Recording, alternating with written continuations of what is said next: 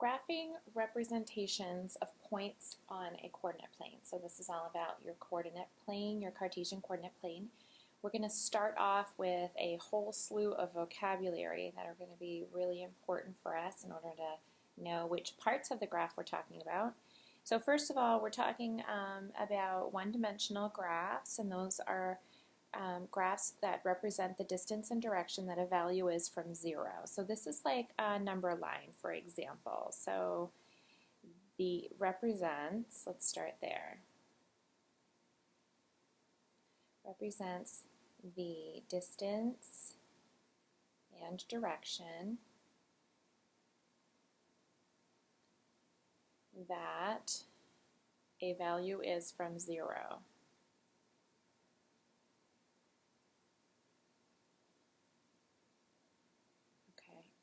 And our example here, we'll just put in parentheses, is the number line itself, right? So that tells us how many units away from 0 something is.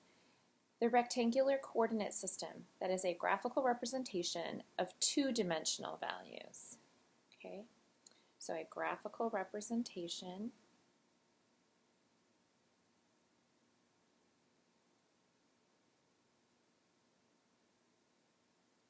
of 2D or two-dimensional values. Okay, so that is an example of our what we call Cartesian coordinate plane. Okay, and the Cartesian coordinate plane, so the number line goes like this in one direction. The Cartesian coordinate plane goes like this in two directions. Okay, so one-dimensional is just singularly left or right, and the Cartesian coordinate plane is both left to right and also up-down. The horizontal axis is the x-axis, obviously runs horizontal, okay, so in other words, runs left to right. The vertical axis is what we call the y-axis, also again, vertical means that it runs up and down. Okay. The origin is the center of the Cartesian coordinate plane.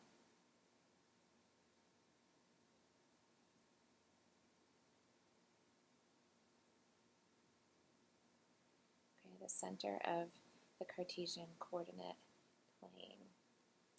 And it has the ordered pair 0, 0. And we're going to talk a little bit more about ordered pair in just a second. Okay, point notation, it shows both the horizontal and vertical movement. It's a way to note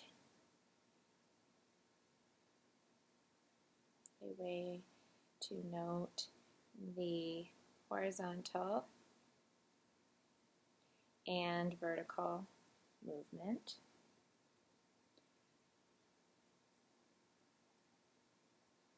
Okay, and that is typically done in an ordered pair fashion. Okay, again, we're going to talk about ordered pair in a second. So x being your horizontal movement, y being your vertical movement. We'll go over that. So the x-coordinate is the horizontal movement. So that's your left to right movement. And that's always the first part of the ordered pair. Okay, the y-coordinate is your vertical movement.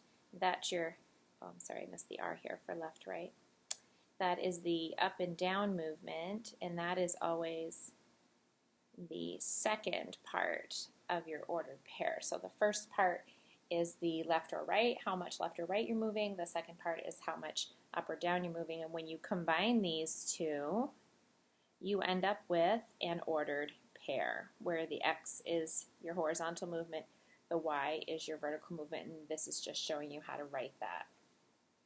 Okay, so lots of vocab with just a few more, or actually one more, and then we're going to actually go ahead and put this stuff on the coordinate plane and label it. So the last vocabulary word we need to worry about is the quadrants, and so those are the 4 regions of the Cartesian coordinate plane.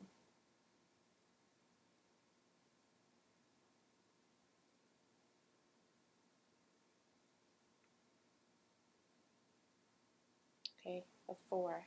And so using this example of our Cartesian coordinate plane at the bottom of your page, we're going to label the following things bulleted on the left. So we're first going to label the x-axis. So that's over here. That's our horizontal. That's our x-axis. The y-axis is the axis traveling up and down, your vertical axis. Okay, the origin is the center point. Again, it has an ordered pair of 0, 0, really important. The quadrants are, again, the 4 regions, and so these are always a little tricky when it comes to numbering them, but think about the fact that typically when we're dealing with X and Y in like a science class or any other kind of class, really, if we're talking about my car is 2 years old, how much is it worth? How much is it worth when it's 6 years old? We're always dealing with a graph that just has that one square with the X and then the Y, and then we're dealing with like a bar graph or whatever. That's quadrant 1, and all the points in quadrant 1 are positive, positive. So whenever we're dealing with things and analyzing data, we're almost always in quadrant 1 because we're dealing with positive values. We're not dealing with negative amounts. And so we would move forward, which is a positive movement, and then up, which is a positive movement, to go anywhere in quadrant 1. And then to move around the coordinate plane from quadrant 1 to 2, we go in a counterclockwise fashion. So that's a little against what we would typically think. We call that being, counterintuitive. And so in quadrant 2, everything is negative, positive, because to get anywhere in this quadrant from the origin, you have to go backward, which is negative, and then up, which is positive. The third quadrant is the bottom left. Again, everything in this quadrant is negative, negative, because we have to go from the origin backward, which is a negative movement, and then down, which is also negative. And then quadrant 4 is the bottom right-hand side, where everything is positive and then negative, because from the origin we're going forward, which is a positive movement, and then down, which is a negative movement. And so that's how your coordinate plane works. You're going to need to be able to label these very important pieces of your coordinate plane, so please make sure you're paying attention. The last thing that we wanted to label was the point 4, negative 6. So positive 4, so forward 4, and then negative 6, so down 6. So this is the point 4, negative 6. Forward 4, down 6. Okay? And so we're just going to practice using that coordinate plane a little bit on the next page. I'm just going to ask you to go ahead and connect some points, and it's going to make a picture for you. So use the directions below to create a specific shape and then give its name. Okay? So I want you to take the point 3, 4. So 1, 2, forward 3, positive 4, so up 4. I want you to take this point, and I want you to connect it to the point 6, 1. So over 6 and up 1. And we're going to connect them. Okay? I'm freehanding this, so it might not be straight. Then I want you to take the point we just put down, 6, 1, and I want you to connect it to 6, negative 3. And so here's 6, negative 3. And so we're going to connect those two. Okay, done, done. 6, negative 3, that's here, to 3, negative 6. So positive 3, negative 6. Oops, sorry, negative 6. We're going to go ahead and connect that. Then 3, negative 6, connect it to 0, negative 6. So right here, done. 0, negative 6 to negative 3. So now we're going backward 3 and down 6. So we're going to connect those. Negative 3, negative 6, that's this one we just did. We're going to connect that to negative 6, negative 3. That goes here. Connect. Anyone have any idea what shape we're making? Negative 6, negative 3 is going to get connected to negative 6, positive 1. So up we go. And then negative 6, positive 1 to negative 3, positive 4. Backward 3, up 1, 2, 3, 4. You can see this is a symmetrical figure. Negative 3, positive 4 to 0, 4. And that's going to go here. And then 0, 4 2 over 3 up 4. Connect there. Voila. So what I'm going to ask you to do now is to, on some graph paper, make some sort of a picture like this. You know, not too many points, but definitely enough that you can make a little bit of a picture.